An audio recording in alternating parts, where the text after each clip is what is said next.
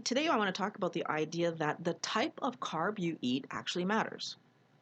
Hello everyone, welcome to Mind Blowing Health and Wellness with Violet. The reason I make these videos is to help people to understand that your health, physical, and your mental health come together to make your overall sense of well-being. If that's something that you find interesting, consider subscribing so that you'll know when my next videos come out. It's a very basic idea. Eating fuels your body. Yet, we can't seem to agree on what we should eat to fuel our body. So today I thought I would talk a little bit about the different types of carbs and the things that I've learned along the way of doing a ketogenic lifestyle that I feel could help people who are not sure how to apply their ketogenic lifestyle in a way that's helping them to be at the weight they would like to be. Cows typically eat grass. And when farmers allow their cows to eat only grass, they end up being quite lean. Grass is a carbohydrate. Okay. When a farmer wants their cow to be fatter so that the muscle meat, which is what we eat, so the steaks or whatever can be nice and marbled and taste delicious when we cook them, the farmer starts feeding the cow grains. Grains are carbohydrate. So if a cow eats carbs, depending on the carb it's eating, it affects its body differently. Now, one of the things that I constantly hearing people argue about is this idea that carbs are healthy and we shouldn't be limiting ourselves on carbs. But I want to point out that in this particular example, what we're seeing is that the cow, which is not eating anything else, it's eating carbs versus carbs, has a very different physiological reaction to eating grass versus grains. Another example we have is that if you feed a duck grains, its liver becomes fatty. That's how we produce foie gras. Now, the reason I'm talking about this is I want you to stop and consider. Cows are animals. Humans are animals. It only makes sense that there would be certain carbs that affect a human one way, and yet a different carb could affect a human a different way. We are all animals, and different foods affect us differently. And I'm a great example of that. I can't eat nightshades. For some reason, I eat a nightshade and I have a huge reaction. There's something in nightshades that affects me differently. Now, I know this because I've gone periods of time without eating any, and then when I eat them, I have a big reaction. Well, plants don't want to be eaten. So for some reason, I think that I react to those lectins that they put into that are in nightshades so that I shouldn't be eating that. There are also people who have reactions to lactose, again, myself being one of them. And so I have to avoid lactose as well. Again, not everyone has a scenario. Some people can eat dairy, no reaction. Some people can eat nightshades, no reaction. Every person is an animal, and as an animal, we have reactions to certain foods and we don't have reactions to other foods. What's important is to understand that not every food is created equal. So then not every carbohydrate is going to have the same reaction for us. One of the major sugars that has a huge reaction for humans is fructose.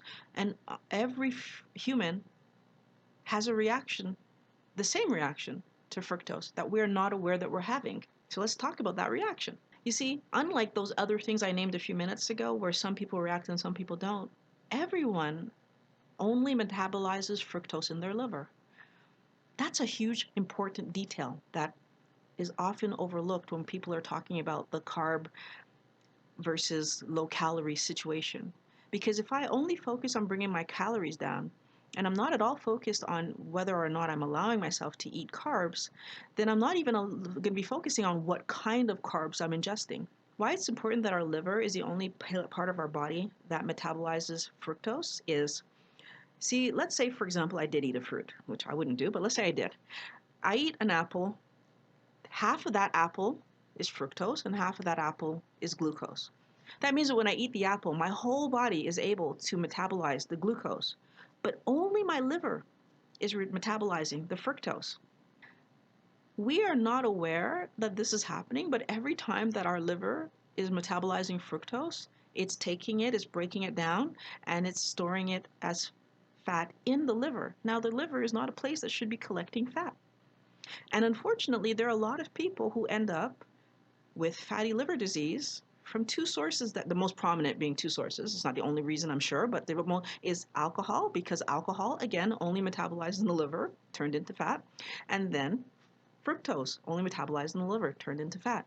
So I want us to understand that when we allow ourselves to eat fructose, we are actually allowing our liver to be overloaded because it has to process that fructose. Because remember, fructose is still a sugar and it needs to be taken out of the blood, like right away.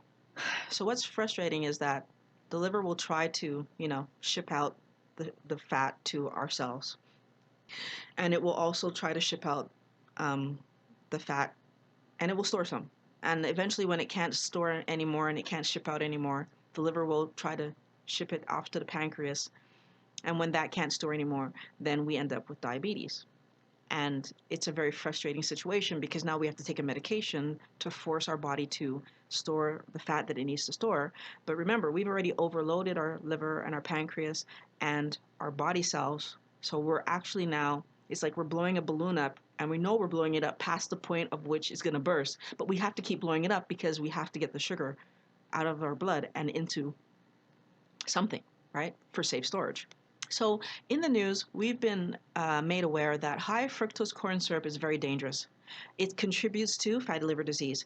And most doctors, most people in the health world will tell you, do your very best to avoid ingesting high fructose corn syrup, which means you should cut down on soda, which means you should cut down on anything and even eliminate, if possible, anything that has high fructose corn syrup. It is accepted that that is not a healthy thing for you to eat. What I find frustrating is high fructose corn syrup, which is comprised of 55% glucose and 45% fructose, is being focused on and we're being told, don't ingest this, when sugar, so table sugar, is 50% glucose and 50% fructose. It actually has more fructose in it than high fructose corn syrup. And we are not being told to run away from table sugar like the plague. We are not being told to stop eating cookies and cakes. And why we villainize high fructose corn syrup, although I don't think we should ingest it, obviously, but we don't equally villainize table sugar, is beyond me. I'm not sure if it's because table sugar is used in almost every product that we produce. And so if we villainized it, then we would really have to stop purchasing almost everything that we purchase in stores. And that would harm finance, that would harm government, that would harm everything. But table sugar actually has more fructose in it than high fructose corn syrup. It's important for us to understand that sometimes we're getting information that's contradictory. It's important for us to understand that if we're going to take care of our health, we need to educate ourselves and then do the things that are going to help us to make the best choices. As I mentioned earlier, fruit is the other food that has a super high concentration of fructose.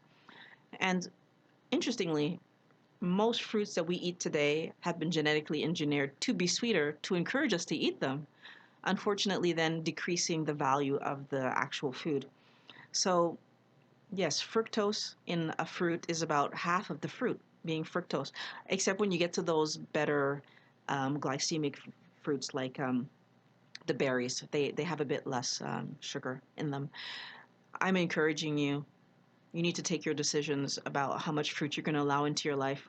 Vegetables also have fructose in them, but it's such a smaller amount, as you can tell by the flavor of vegetables. It's a much less amount of fructose. So carbohydrates in general, much less amount. So our body can process some fructose. It's when we overload our body that we get into trouble.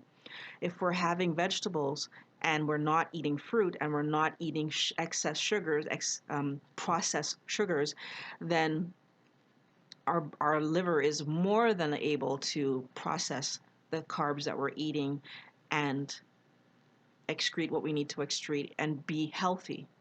I'm asking you to pay attention to what you're eating. I'm asking you to pay attention to the type of carbs that you're eating so that you can make the best possible choice Food's impact on the body has to be taken into consideration. The same way that changing the carb fattens the cow, changing the carb fattens the human. It's normal to eat fruit, it's normal to eat vegetables, but in our history, we wouldn't have eaten the amount of fruit that we eat today, and it wouldn't have been extra sweet like it is today. In our history, we wouldn't have had access to these things year round. In our history, we didn't have access to processed sugar like syrups and sugar, and we had only access to the sugar in a natural food. So changing the carb source does matter. We've created the situation where most people on the planet have insulin resistance. It's actually more common to have it than to not have it. And we have to accept responsibility for that. The fact that we have increased the amount of processed carbs that we eat has led to this scenario. And the only way to address it is to be conscious of it and take actual decisions to change the way that we're eating. That means limiting the amount of processed carbohydrates that we eat. As wellness warriors, it's important for us to understand how food affects us and then make our decisions about what we're going to eat. That means that we need to pay attention to the source of our carbohydrates, the type of carbohydrates that we're eating, glucose versus lactose versus whatever else, and the amount of carbohydrates that we allow into our bodies. I really hope you found this video helpful. If you did, please consider subscribing, and I want to thank you for watching Mind Blowing Health and Wellness with Violet. I'll talk to you in the next video.